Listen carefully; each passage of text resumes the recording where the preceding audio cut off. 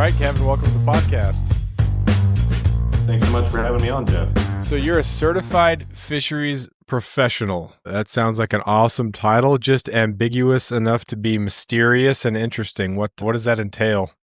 Yeah, so that's what I have in my email signature. And so there's sort of a professional organization for fish biologists called the American Fisheries Society. And you can get accreditation through them, get that sort of certification. But basically, I took some study for fish biology, did my undergrad and master's degree at University of Alaska Fairbanks in fisheries. And then I actually went over to New Zealand to do my doctorate in freshwater ecology over there. But yeah, that little bit at the end of my email signature is sort of a generic thing that's a kind of like a professional organization, I guess, credit sort of thing. So it tells people that I am authorized to study fish, basically. Nice. Did you get to study some of those brown trout and rainbow trout in New Zealand? Because I've seen some travel videos there, and that seems like just an awesome place to go fish. Yeah, a lot of my work was looking at how those non-native species like the trout interact with the native small species called galaxids there, which are sort of these little, they call them sort of pencil fish that live in the rocks and that sort of thing. The trout like chowing down on them. So there are some impacts to those native fish from the trout. And then also they have these huge eels, catadromous eels that live there in the rivers. And so those actually eat the trout. But it was fun studying the dynamics between those native and non-native fish. And I was looking at how things like pastoral cover, where farming was being done, impacted sort of the food web around those fish. So Wow. super cool part of my life. But yeah, I kind of, started in Alaska with my fish studies, went to New Zealand, and then Alaska brought me back. There's just so many amazing questions about our fish here in Alaska, like things that are totally unknown still, that really intrigue me and get me excited about checking out places and seeing new fish. So. I know some people are really excited about the science of what they do, and they don't allow for a lot of enjoyment, whereas it looks like you're definitely an avid angler as well. Yeah, that's true. I've known some fish biologists that don't fish, and that's crazy to me. So I don't really trust people that, study fish or wildlife and don't actually go out there and hunt or fish themselves. I don't, see where their motivations are. So I definitely love to be out there, fishing and hunting and just seeing those animals that I'm also studying as well. So you wrote an article for the Theodore Roosevelt Conservation Partnership about trekking for pumpkin char above the Arctic Circle. And I've been up in that area once, went across at or over Adigan Pass, and I was just thinking, I can't imagine what this is like, because it's a fairly wide road, but it's gravel, and it seems like it would just be terrible when it's snowing. So when you went up there in October of a couple of years ago, what was that drive like? My drive in August was pretty wide open. It was super nice. It had snowed the week before, but it kind of got completely melted out. But what was that like in October? Yeah, it was a little bit scary. I think every time I go over that Adigan Pass, there's something, whether it's like fog or just, that gumbo mud that can happen with a lot of rain or just a huge snowstorm. And I've been through there kind of during all seasons. So in the wintertime, I go up over that pass to go up on the North Slope, snowmobile out, and study fish that are overwintering in rivers out there, way out near Prudhoe Bay.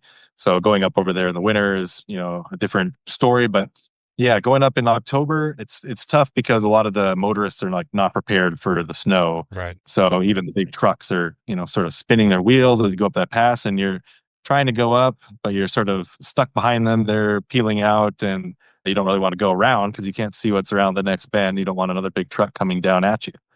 Luckily, with my work truck, we have a CB radio, so we can say like, four wheel, that they call us four wheels, like on the Dalton Highway there, and 16 wheelers coming up the pass, coming around the truckers. Like that's a good way to communicate. But when I'm doing a personal trip, like the pumpkin char trip, I'm just sort of trying to be pretty conservative around those big trucks and in those tough conditions. But yeah, when I went up there, this was a few years ago now, and I had this like abdominal surgery that sort of put me out of commission for the best part of the hunting season, August and September. And I was just itching to get out there, and I finally felt like I was ready to go around the 1st of October. And I kind of said, screw it. I'm going to go up there and try anyway, even though the lakes might be almost frozen. I knew there was snow on the ground. I just gave it a shot anyhow, and it worked out and made for some amazing storytelling and beautiful pictures as well. These bright orange char in the snow up there. But yeah, there's this satellite browser you can look at. It's called Copernicus, and so you can actually look at that and see imagery from just a few days prior, and it's free. So I use that a lot, and I was looking at those lakes where I wanted to go for these pumpkin char, the bright orange char, and I could see some of the lakes were just starting to freeze over, and some of the bigger ones were still open. So I was like, okay, I've got a tiny little window left. This was right around October 1st, and I figured I'd go up and give it a shot, and it worked out. And yeah, happy to chat more about that. Especially about the difference between Arctic char, which is what I was fishing for there, and the Dolly Varden, which are a similar species that you also find up in the same area. So, Right. Yeah. What is the difference there? That's a good segue into because I was going to ask you about that. There isn't really a pumpkin char. It's just like the name for the color of the fish. It's not like a subspecies or anything like that, right? that's right. Yeah. So it's just the Arctic char, and I'm sort of one of those people that I get caught in by the pumpkin spice craze in the fall time. So thinking of that as I was driving up there, and I was like, this is like a pumpkin spice char. It's a bright orange, but yeah. So there are these two species of fish, Arctic char and Dolly Varden. And in Alaska, how we differentiate them is that Dolly Varden are found in rivers and the Arctic char are found in lakes. Oftentimes, the Dolly Varden are anadromous, so they swim back and forth between the freshwaters to spawn and then out in the oceans to feed. And then the Arctic char are largely just freshwater resident. They always stay in the lakes. There's some exceptions to that. I think down in Bristol Bay, where there's been some evidence that certain Arctic char will go out into the ocean a little bit, and other places in the world. Both these Arctic char and Dolly Varden, they occur in Canada, Russia, Scandinavia. There's even Arctic char in Scotland, surprisingly, which is kind of cool.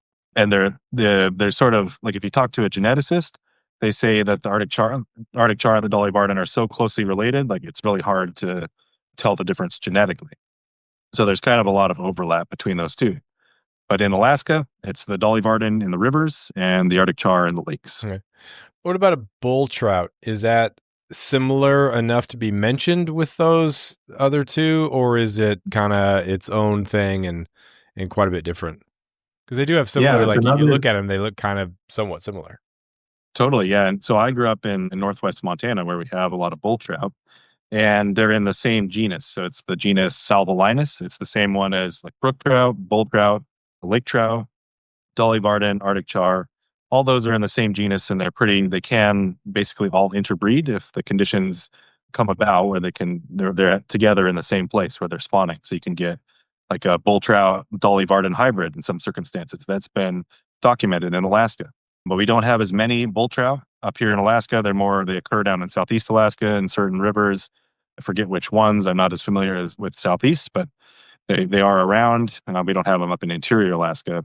And then, of course, there's where I'm from, they're adfluvial, which means they move between lakes and rivers, and they always stay in freshwater. Mhm. The bull trout and the Dolly Varden, they can go in and out of salt and fresh water. So they have what we say, they have like plastic life histories. They kind of do whatever the heck they want sometimes. Yeah. Yeah. Down here in Southeast, the dolly fishing in tidewaters is pretty fun. There's a really extensive network of little creeks and little freshwater stuff. And then you got salmon being released from the hatcheries. And so in Juneau, there's a really strong tidewater Dolly Varden fishery, which is pretty cool. You can get some pretty nice fish. Yeah, I worked as a fish technician in Glacier Bay National Park for 2 summers right after I moved up from Montana, and I really loved going after the dollies. It was like a totally totally new fish for me coming from landlocked Montana. So I had a great time doing that. I ended up, catching and keeping dollies, and people were always saying, like, "Oh, why would you ever eat those things when you can catch salmon?" But coming from Montana, they tasted great, and Right. I really enjoyed catching them. They were kind of all over the place and available any time of the year, them and the cutthroat trout. So those were some of the first fish I really enjoyed catching when I moved to Alaska. And I have such a fond place in my heart for them. And if you look at like the Alaska Department of Fish and Game map that shows where they are in Alaska, those dollies are pretty much everywhere in the state except for some very interior regions where there's not so many. So they are, super adaptable. You can find them down in Southeast Alaska. You can find them up on the Arctic slope, like we're talking about today. So I love these fish. They're awesome fish and beautiful fish too. What's your rod setup for targeting those fish on the North Slope? Yeah, so there's two different. Well, for the Arctic char in the lakes, I like to go with maybe a 7 weight because you can hook into a pretty good sized Arctic char, up to maybe 10 pounds if you get really lucky. It's more like 1 to 4 pounds is what you're going to find, but they're very hard fighters. They kind of just like bull trout. They get their name where they dive deep. They're strong. They'll put up a really good fight, and they're not like a pike where you fight them for 30 seconds or a minute and they kind of give up. They'll put on a dogged fight for a few minutes. So I like to have a pretty stout rod. Also up there on the slope, you can get into some real windy times, and so if you have a stouter rod, you could cast out further with these char. It's really cool if you go up in like September and October, like this pumpkin char trip.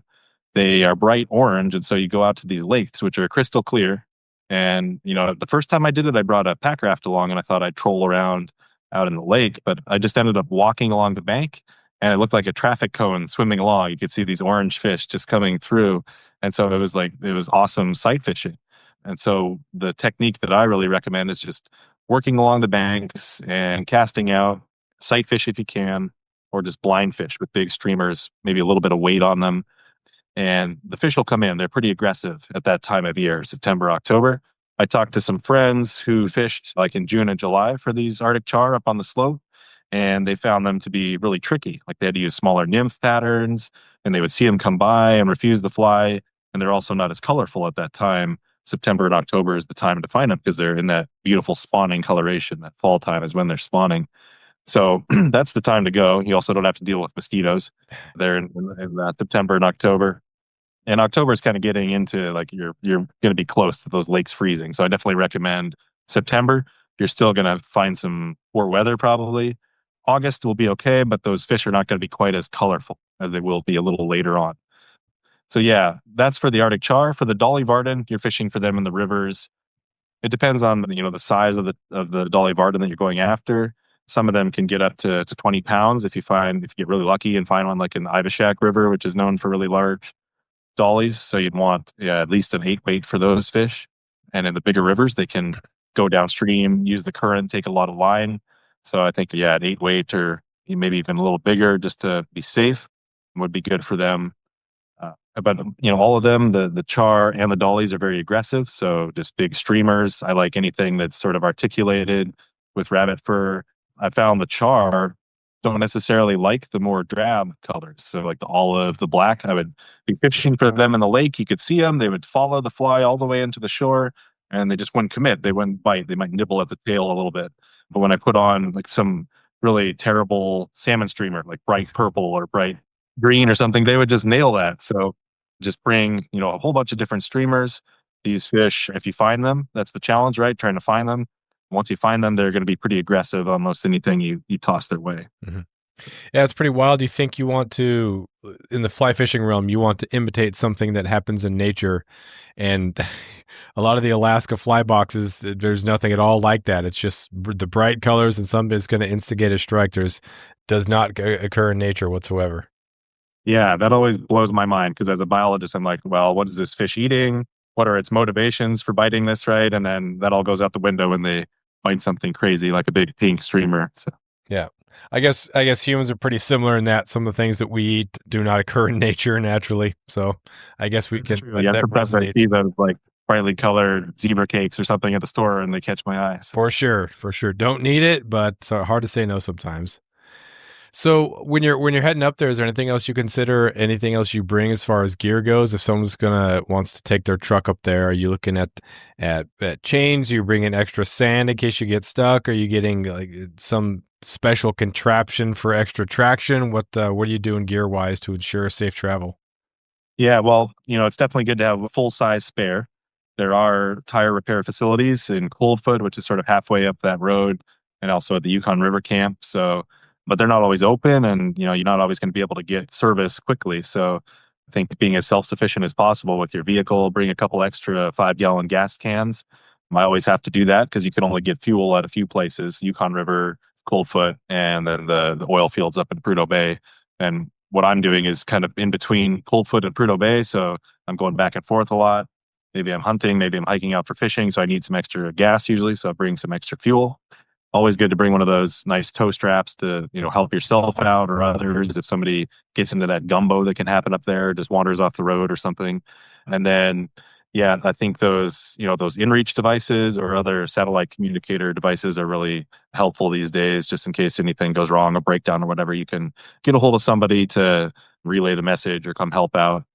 And yeah, try to think what else. If I'm going in September or later, I usually bring a dry suit if I'm going to be on the water, just because the weather can be really cold, really miserable, wind, rain, just kind of bone chilling. And so I'd rather just be happy as a clam in the dry suit rather than trying to kind of use a combination of rain pants or waders or coats where there's these little areas where the water gets in.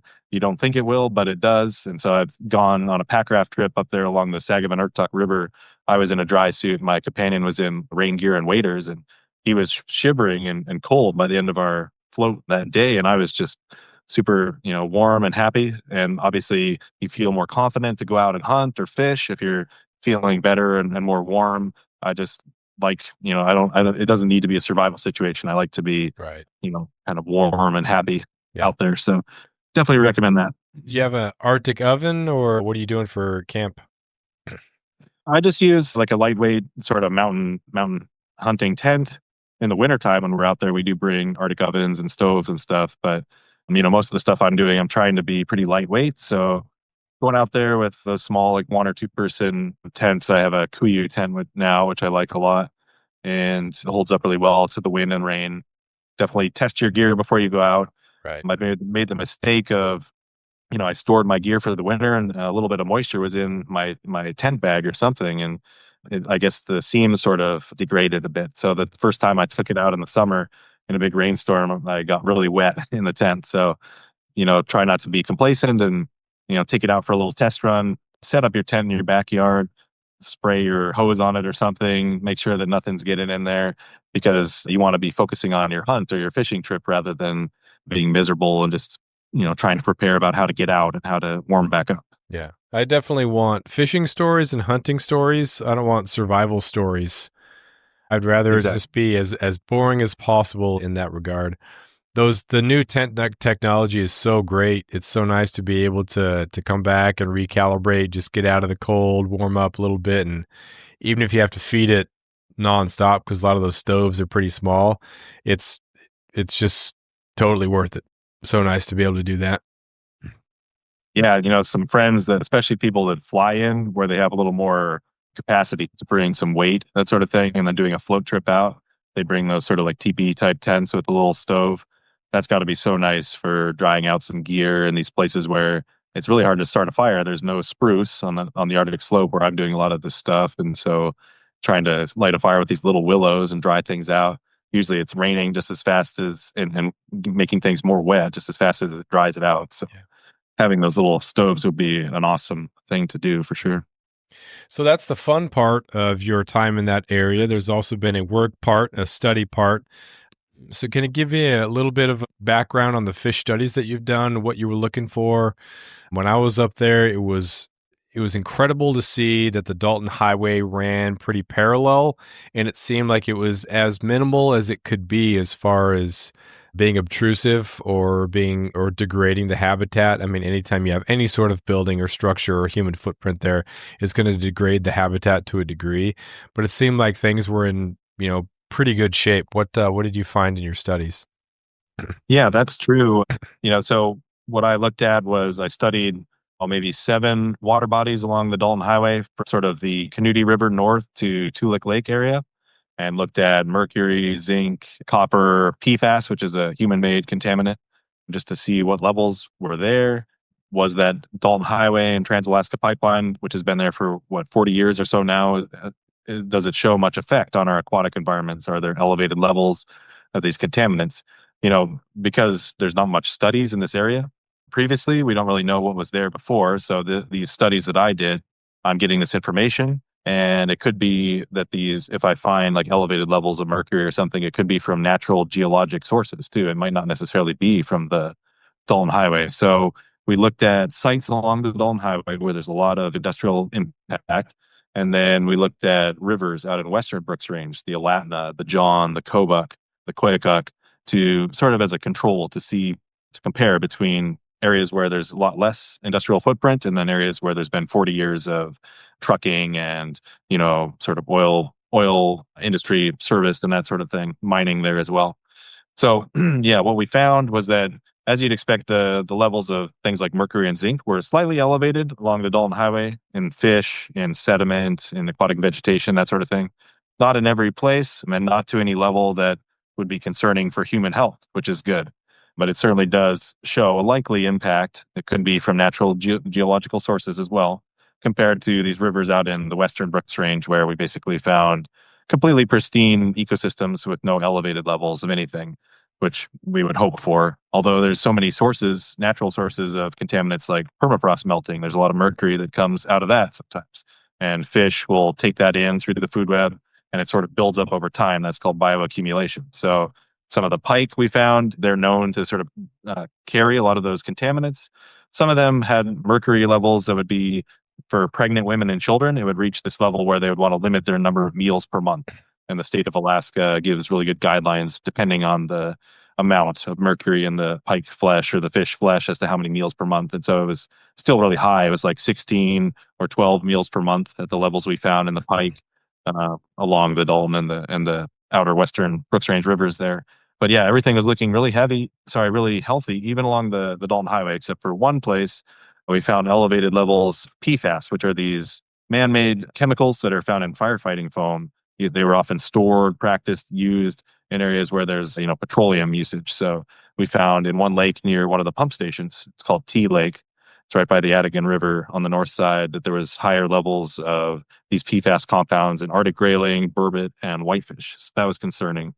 The state of Alaska right now doesn't have like a level where they say that's too much of that chemical and people shouldn't eat it. But these levels that we found would sort of trigger warnings, like, for example, in the European Union or other states in the US where they do have advisories like that. So there's certainly, places where we have found these impacts along the Dalton Highway, but everything looks amazing. And fish look really great. The environments look really great further out west in the Brooks Range where there's less environmental impact. But, I thought that I would find a lot more impact from the Dalton Highway, 40 years of that being there, all the dust getting up in the air from the constant trucks, there are certainly have been oil spills and that sort of thing along there, brake dust, things, like chemicals in the brakes that get ground down and get into the air, into the water.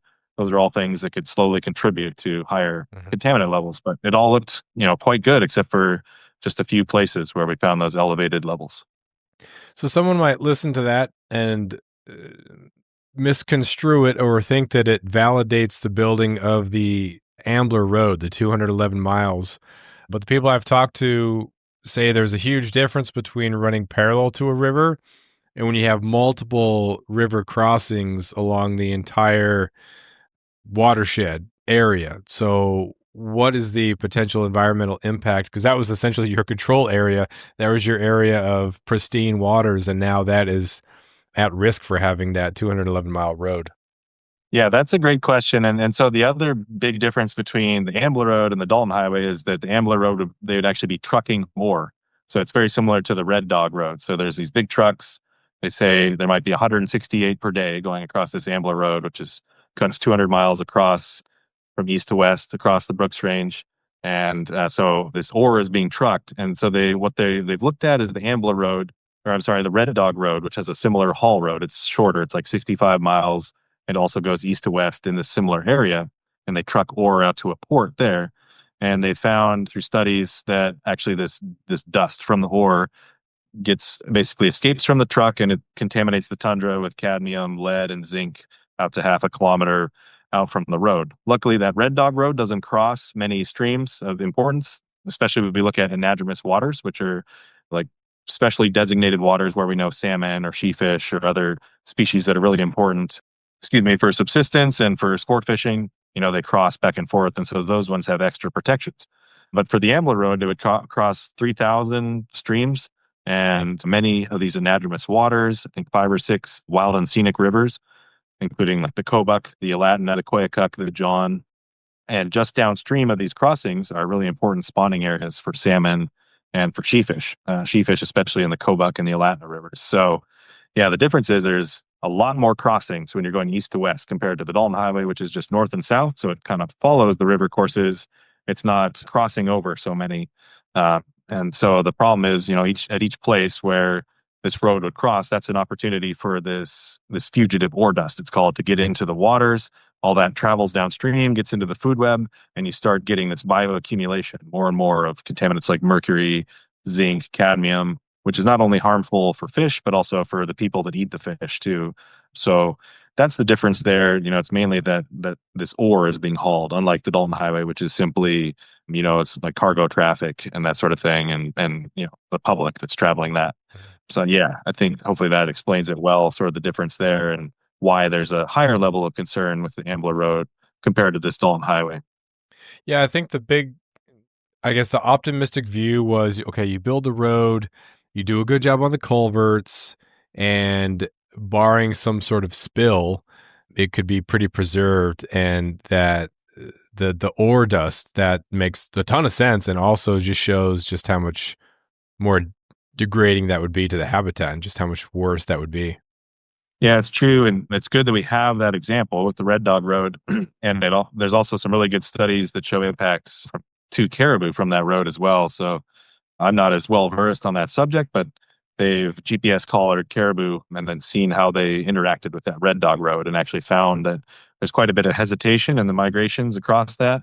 Some of these caribou are, backing off because of all the war truck. Like a lot of people say, oh, it's just a road. Caribou cross the road all the time, no big deal. They do it on the Dalton Highway too, but these ore trucks would be 168 trips per day. You get all the dust that's coming up, the noise from that. That's certainly going to have an impact on these caribou, which are migrating north to south in their migration. So they're directly intersecting the road. So yeah, those studies from that Red Dog Road with the caribou also give us a good indication of what we can expect with, not only the fish impact, but the terrestrial animal impact as well. And with that, it's the Western Arctic caribou herd that's sort of in question there. It's been declining for a few years, and now non-resident hunters are sort of been closed out of there. So it's a place where we probably don't need a lot more pressures, on that herd at the moment. And also, local folks, indigenous folks, are having trouble filling their freezers with that herd too. And, I think about all these rivers that this Ambler Road would cross.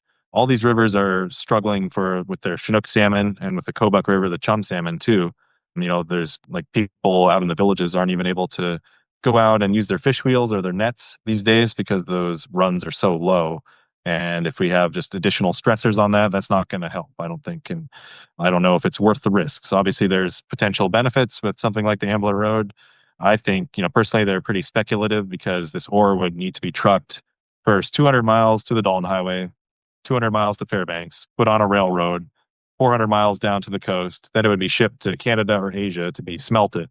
Like, I don't know how much economic benefit, after all the costs there are calculated, we're going to be getting. And then the companies that are doing this are Canadian and Australian. So, and also, the state has already put in a bunch of money to, through AIDA, which is the Alaska Industrial Export Authority. Sort of, it's like this semi-public corporation that invests in things in Alaska, these big mega projects. They've already put tens of millions of dollars into this road. Who knows if they'll recoup that? They'll likely have to put more. So yeah, from both the economic side of it, I'm pretty dubious about that. And then I'm also worried about those risks. With the Ambler Road, there's also these 4 mines that could go in, and we know that mines can have problems. There's lots of recent examples of that, like big tailing dam failures that wipe out whole rivers, and just the slow creep of contaminants as well, even if there's no big spill. So a lot of doom and gloom, but for a place that I've gone out to, like the Kobuk River and stuff, to catch sheefish, it's my favorite place in the world and such an amazing area. And as a hunter and angler, it's not worth the risks for me. Maybe if I was employed by a mining company or industry, I'd have a different point of view, but that's kind of where I sit on it. Yeah.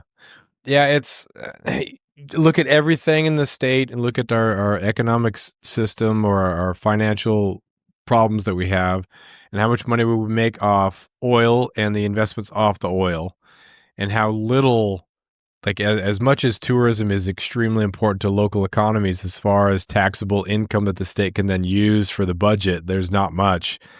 And it doesn't seem like would be benefiting Alaskans. So when people say, yeah, let's drill, or we should be drilling, or we should be mining, we should open this up, it's not really it's not going to be like the Alaskan people who really benefit from this. It's going to be particular people who are in with the interests, and then foreign entities that are owning these mining companies. So it's really hard to, you try to be as objective as possible and look at everything, but man, this thing shakes out bad every way you look at it. Yeah, I mean, I live in Fairbanks, right next like Fort Knox Gold Mine, Pogo Gold Mine. Those mining companies do a lot of great things for the community. They have their problems too. They've each had, environmental breaches, but those, they get fined and they fix those up. And so I'm not anti-mining or anything, but this just seems like a poor idea for the Ambler. And Right. yeah, just cutting through Gates of the Arctic National Park. I grew up in Montana next to the Bob Marshall Wilderness Glacier National Park. So I kind of explained it to folks like, well, what if somebody wanted to put a road through Glacier Park or through the Bob Marshall Wilderness to go out and access some mines that may or may not be developed? And so when I put it that way, like nobody in Montana, where I come from, would ever want something like that to happen. And so hopefully that resonates a little bit. Alaskans, we see things a little different because there's so much federal land locked up and that sort of thing. But this Gates of the Arctic area and Brooks Range is, I mean, it's an incredible place. And I hope that everybody gets a chance to go out there and fish and hunt. I've had so many epic adventures. I hear a lot like you have to be rich to fly out there and to utilize those areas. But I've done some really cool trips flying in for like $200 on little commercial village flights to Anaktuvuk Pass and pack rafting through Gates of the Arctic and stuff. So it's totally accessible if you just do a little logistical work and that sort of thing. And I hope that, people can see the value of that place and how special it is. Yeah. Yeah, it's certainly not available for everyone because it is a little bit more expensive, but it is something like you said that just takes some logistical planning. And if you're like trying to do fly out to these areas to do caribou hunting, then that's going to be expensive. So some different type things to consider. But yeah, it's just because you can't always access it doesn't mean that it's not worth saving, and you don't know what happens in the future.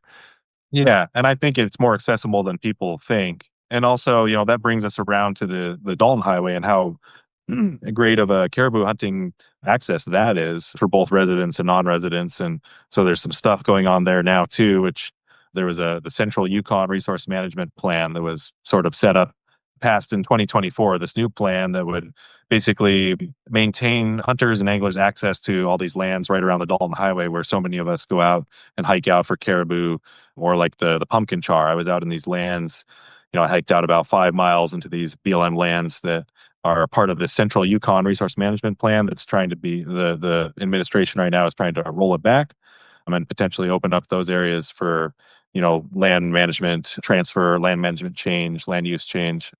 So I think it's important to talk about that too. I mean, as far as accessible caribou opportunities in Alaska, that Dalton Highway, some people love it, some people hate it because there's its challenges, but that access right now is something that we need to fight for too, because this resource management plan is potentially being rolled back. And then there's this opportunity for these lands to suddenly have fences put up if they're leased out, if the land is transferred to private companies or whatever. So I'm pretty worried about that myself, just because I go up there and utilize those lands so much.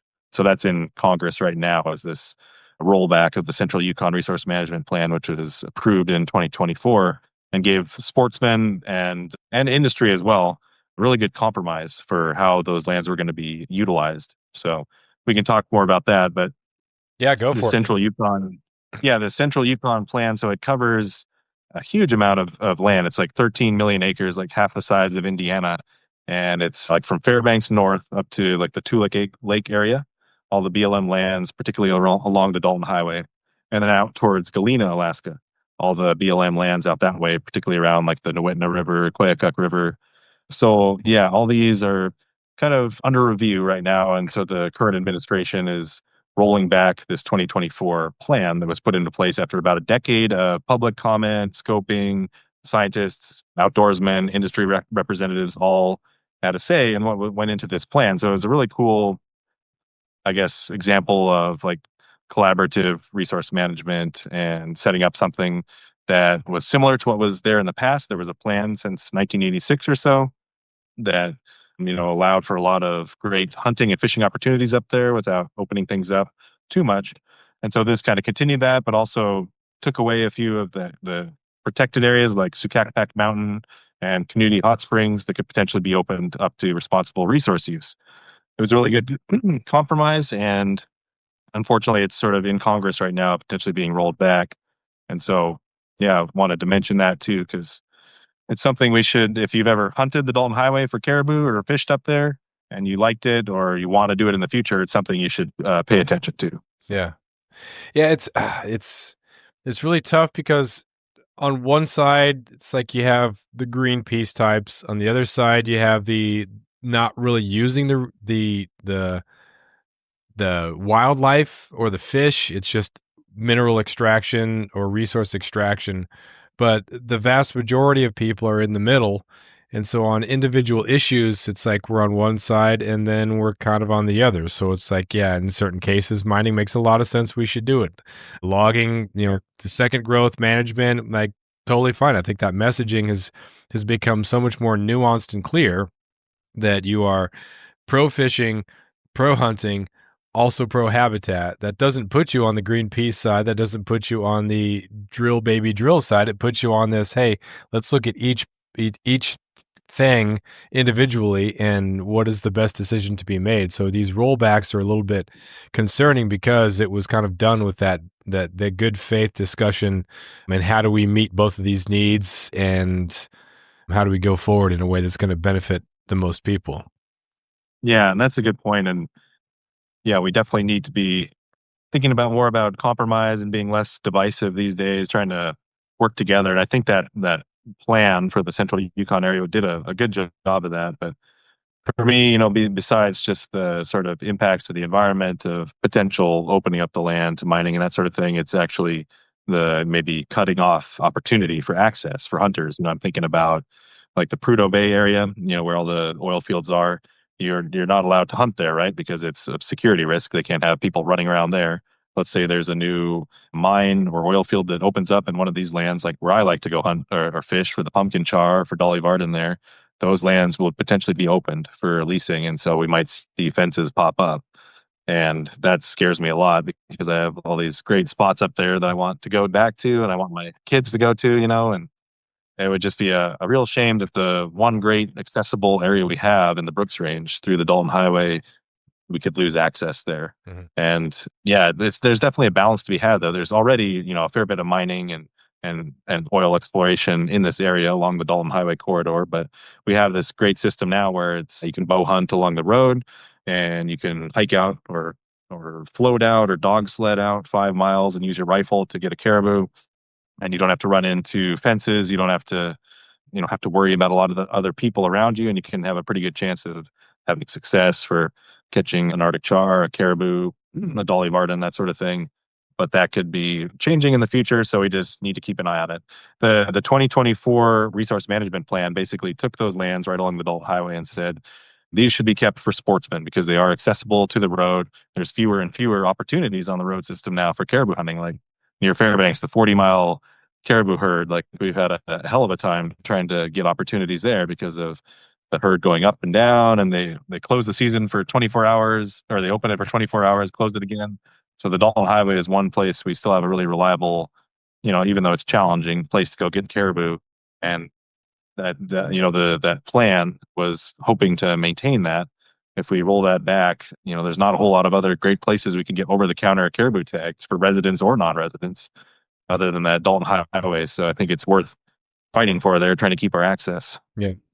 Does this make you a little bit more worried about Pebble? Because Pebble's kind of the iconic fight for habitat in Alaska, probably more so than Tongass National Forest, the roadless rule. But Pebble just keeps on popping up, and to this point, it's been beaten back. But do these rollbacks make you a little bit more concerned for the future of Pebble? I think there's just such strong grassroots opposition to Pebble that's never really going to fly because you have such a united front between commercial fishermen, hunters and fishers. Even the politicians in Alaska got on board with that because it was so popular, right? Like, I don't think there's too much of worry for that now. I think maybe groups like Trout Unlimited and others would say, no, we need to stay vigilant with that.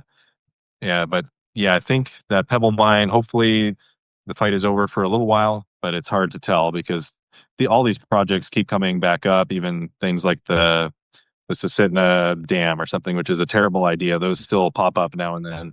So I wish I could say some of these things we won't see again, but we probably will. And we just got to keep making sure we're watching and looking out for our fish and wildlife and our hunting and fishing opportunities. Yeah, I don't know. There's it's like whack-a-mole. Something Yeah, comes right. up that you have to chase down every other year. So we just have to not get too apathetic as outdoors people and try to, we get bombarded with stop this, save that, blah, blah, blah, right? But especially if it's something that somewhere you've gone and spent time in and value, it is worth trying to stay plugged in and not sort of giving up because it can be tough not to do that. Yeah.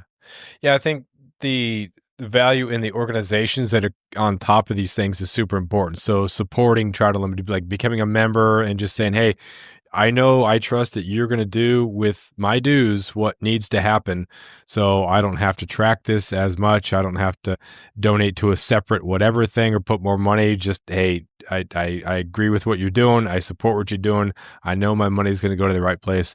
What are some of the other organizations that have been active in fighting, advocating, helping out, and good kind of bang for your buck memberships? Yeah, I think, the Theodore Roosevelt Conservation Partnership, they do a great job nationally and in Alaska of, basically working towards compromise. They're out there for the hunters and anglers, but they're not necessarily they're not like ideologues one side or the other. So their initiative they're working on now, Hunters and Anglers for the Brooks Range, which is sort of an Ambler Road initiative. That's a great one to subscribe to, get information from, donate to. And, I've always been partial to backcountry hunters and anglers because it's sort of poor folks using their legs like I do rather than, a lot of rich folks flying in and going to banquets, but also very vocal for conservation and out there in the backcountry. So I really rate BHA highly as well. And Trout Unlimited, they do an amazing job with Pebble, for example, and the Tongass. They're so plugged in there, ready to go if there's any sort of threats to our opportunities and our fish and wildlife there. So Yeah. yeah, those organizations can't say enough good things about. I really like the BHA's. I wouldn't say rebranded, but at first it was all about members, and they had a ton of members. But then it was like, well, what are we doing?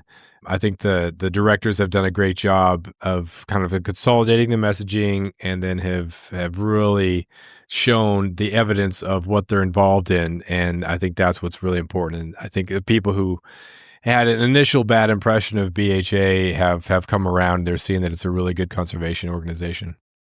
Yeah, I think so. It's evolved a lot, and it still had a lot of that grassroots draw where people were mad about the bigger conservation organizations like NRA or Safari Club just not being good advocates for hunters and anglers all the time. And so there was a niche there where people could be vocal about what they cared about and also, you know, build a community. And I think it still has that, and it's evolved a little bit more to be more mature now. So it's nice. Mhm. So maybe transitioning back to some fun stuff as you're closing up. What's on your hunting or fishing schedule? Yeah, I don't have anything too much, but I drew a Grand Canyon float permit for next year. So I'm really excited to do that. I've never been to the Grand Canyon National Park. So, you know, hard at work going through all the logistics and planning for that, which I love to do. We're all good at that as Alaskans. We hang out in the wintertime going over maps and reports and stuff, trying to plot our next adventure. And so that's right down my alley. I'm just gathering information and sort of plotting to do that trip. And I'm super excited about it. Never been to that national park and going to try to do it with Packcraft, which, you can't carry quite as much stuff, but you can be a little more, I don't know, a little more flexible and that sort of thing and mobile. So there's Alpaca Raft Company has a great blog about how to pack raft the Grand Canyon. So just using resources like that to figure it out.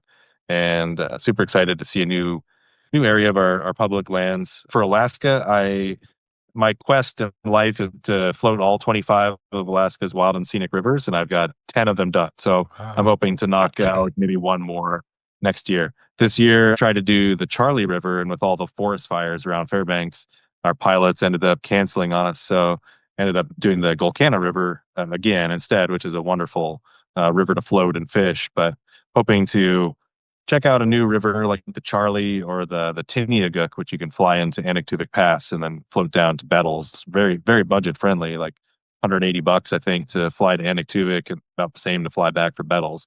This is this area where a lot of people say it's too expensive to access. I would definitely argue otherwise. But Yeah. so yeah, those are on my list. I'm hoping to do a couple of those, and then with my fisheries work, summer is super busy for me. So I'll be in the Koyukuk drainage studying chum salmon, ways that the populations there are not doing well. So seeing pop, you know, possible causes of mortality. We're looking at diseases and then also warming water. Sometimes that warm water puts a lot of stress on them, and the adult salmon get up to their spawning grounds, but they can't quite complete the final mission. And you find a salmon that's full of eggs in its belly. We call that pre-spawn mortality. This female salmon made it all the way to the finish line, but couldn't quite finish the deal. And so trying to get at rates of that and then also causes, I think will be really important, because we're seeing not only in the Koyukuk and Yukon drainages, but in the Kobuk drainage too now. These chum salmon populations are declining a bit. So anything we can do to figure out what's going on. I think a lot of the problems are out in saltwater, not so much freshwater, but it's all part of the puzzle. So those things, it's going to be a busy summer next year. Yeah, I looked at some of the pictures of the old Chinook salmon that are 50, 60, 70 pounds that are just completely colored up, and you think, man, that thing is like hours from spawning. But now, I mean, is the meat even good to eat? And good, it was totally legal. You caught your fish, and good for you. Got this great picture, this epic fish. But now with the populations being what they are, you can't help but look back and think, man, that's one of them. There were a ton, and that's not the only thing. It's not Joe from New Jersey's fault that the Kenai River has so many fewer of those fish, but it's one of the things. It's true. I'm guilty of that. When I was younger, I kept one large Chinook salmon from the Salter River near Fairbanks, totally legal to keep it. And I smoked it up and it tasted great, but I kind of regret it because that fish swam like 900 miles and almost finished its project. I don't feel bad catching them in saltwater, but when they're almost to the end like that, I kind of felt bad. But yeah, I'm smarter now, and every time I catch one of those salmon, when the opportunities present itself, I usually do that catch and release or go after other fish species. But one group that I'm involved with, the Midnight Sun Flycasters, which is like a fly fishing organization in Fairbanks there, we put forth a regulations proposal that says if you're catching Chinook salmon, when you're not keeping it, you need to keep it in the water, in the Tanana River and the Yukon River. You can't remove it from the water for a photo. You have to keep it in that water. Studies have shown that catch and release is way more effective if you don't take that fish out of the water. You keep it in there. So sort of like the keep them wet thing. So hopefully I've evolved to do more of my part. If people catch those Chinook salmon incidentally, they're mostly closed for recreational fishing now. But if they open up in the future, if people are not keeping them to eat, then they need to keep them in the water and let them go. And that was a regulation that our angling club put forward and was approved. So super proud of that. But yeah, I just got an article out in Trout Unlimited about some of these salmon declines in the Yukon River and how it affects not only salmon and people, but also like grayling and Dolly Varden, because those fish depend on all the nutrients that those salmon bring in, just like down in your neck of the woods, right? The salmon forest, where there's all these marine nutrients that come up into the forest and boost productivity for everything. It's similar around Fairbanks, just not to the same degree. So everything's hurting with those salmon declines, and hopefully we can figure things out a little bit and help them on their way to recovery. Yeah. Where can people find out more information? Websites? Are there interesting things that are coming up that people need to be aware of? Are there people input type things? What's on your radar as far as being involved? Yeah, so if you're a person who hunts and fishes along that Dalton Highway zone, or you plan to, or you know somebody who wants to, take a look at the Central Yukon Resource Management Plan and the resolution in Congress right now that's attempting to roll that back, and consider writing a letter to your representative, whichever state you're in. This is a federal project, so Alaska, anywhere in the U.S., this is everybody's land and everybody's opportunities for those caribou. So consider writing something if you value those hunting opportunities. Otherwise, yeah, the Midnight Sun Flycasters is a cool follow on Facebook if you want to learn more about like some of the northern Alaska fish, like the pumpkin char and the Dolly Varden char. And then I work for the Wildlife Conservation Society and have a fisheries website there, but it's a little hard to navigate to. So I'll just leave that there for now. But yeah, I think that's my top recommendations at the moment. Cool. Well, thanks a lot for coming on here. Really nice chatting with you, and it really makes me want to head back up there at some point to get up there after some fish. Yeah, absolutely. One of my favorite trips. And I mean, if folks have seen photos of some of those char or the Dolly Varden, they both have their own incredible beauty. Probably, in my opinion, the most colorful salmonids in the world. So I hope that folks can get up there and take advantage of catching them and enjoying them like I have. Awesome. Well, thanks again, Kevin. Have a good one. Cool. Thanks a lot, Jeff.